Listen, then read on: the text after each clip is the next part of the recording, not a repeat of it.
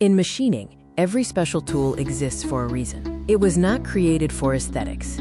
It was created to solve a problem. In this video, you'll see different examples of custom cutting tools used in real manufacturing environments. Some are multi-step tools designed to reduce cycle time. Others are built to achieve tight tolerances or improve surface finish.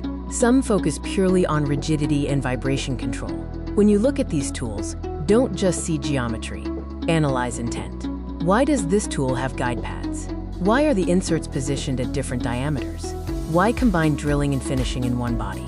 Why use modular connections instead of solid shanks? Every design decision affects stability, chip control, tool life, and cost per part. Special tools are not about complexity.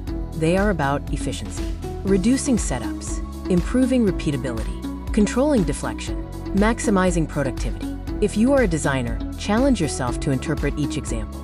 If you are a machinist, think about how these tools would behave in your machine. If you are learning, study the relationship between geometry and performance. Now I'd like to hear from you.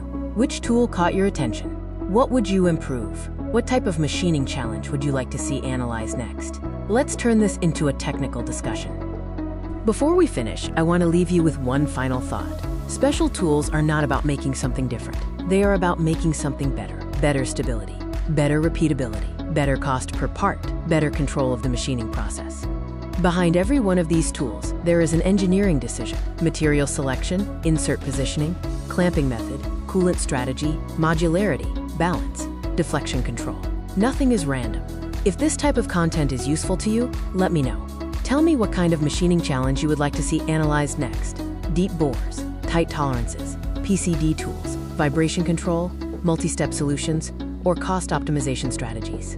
Your comments help guide future technical discussions. If you enjoyed this breakdown, consider subscribing so you don't miss upcoming engineering insights.